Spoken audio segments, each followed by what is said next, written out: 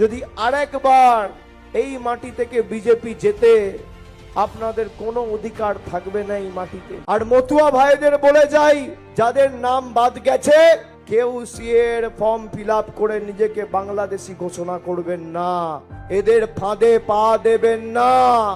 4 মে তৃণমূলের সরকার তৈরি হবে, রানাঘাটে বনগাঁয় তৃণমূল জিতবে, আপনার নাগরিকত্বের আইডি কার্ড রাজ্য সরকার তৈরি করে আপনার হাতে দেবে।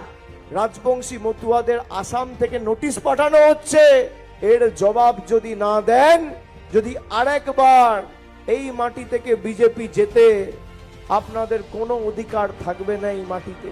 শান্তনু ঠাকুর, জগন্নাথ বাবু, অসীম সরকার সব বলছেন 2 লক্ষ মতুয়া ভাইদের নাম বাদ গেলে বাদ যাবে, কেউ বলছে 5 লক্ষ মতুয়া ভাইদের নাম বাদ গেলে বাদ যাবে, আর তৃণমূল বলছে একটা মতুয়া ভাইদের নাম বাদ যেতে দেবো না।